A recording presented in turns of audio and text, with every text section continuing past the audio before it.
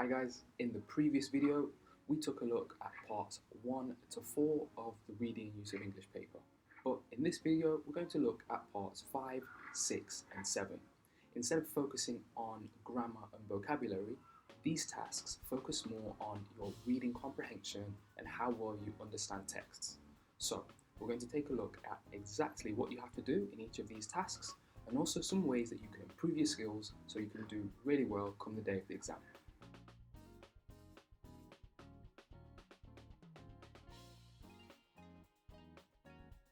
If this is the first video that you're seeing in this series, make sure that you have a look at the previous videos so you're clear on what you have to do in the previous parts of the exam.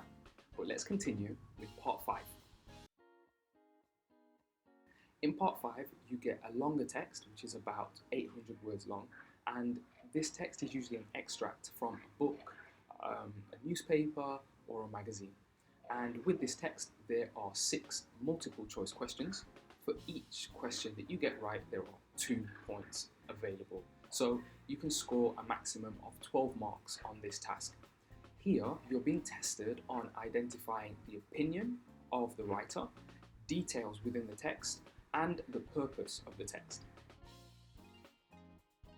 So to improve your skills for this part of the exam, what I'm going to recommend is a free but very useful tool which is called Read and Improve.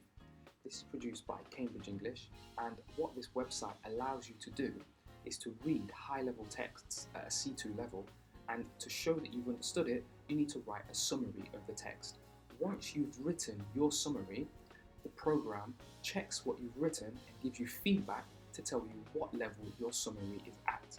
Now, this program is in its early stages of development, but it's a really useful tool to show that you can read and understand high-level texts. So give it a go. It's called Read and Improve. In part 6, you're given the longest text that you're going to have to face in the whole exam.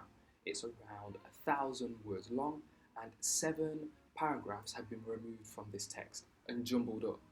Your task is to put the paragraphs in the correct part of the text.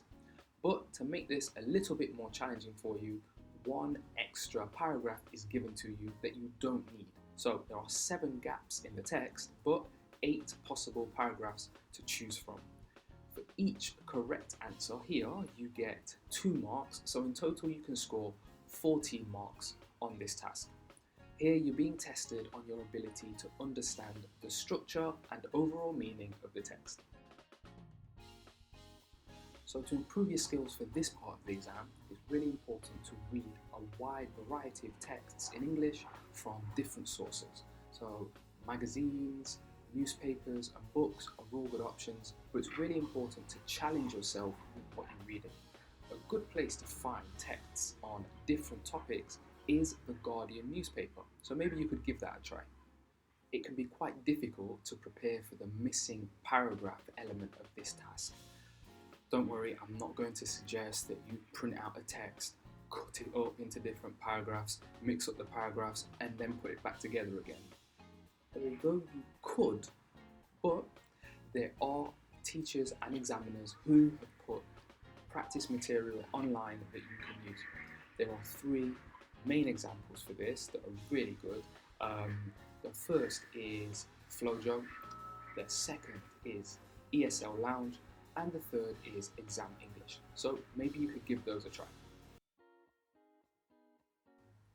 Part 7 is a multiple matching exercise where you get a text that's broken down into 4 or 5 different sections. You then get 10 questions or statements which you need to match to the correct section of the text. For each one that you get right, you get 1 mark, so there are possible 10 marks available for this task. So often in this task, you have to read the opinions that different people have on the same topic. So one of the things that you can do to improve your ability to understand different opinions is to collect articles that have been written on the same topic but by different writers. For example, let's say the topic is travel. We can take one article from The Guardian online, another one from the New York Times, and another article from, let's say, the Daily Mail.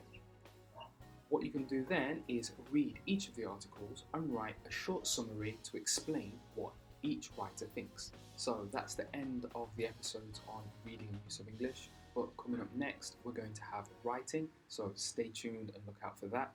If you found this video useful, please give it a like and subscribe. And if you know someone that would find this video useful, share it with them. Thanks for watching and see you in the next episode.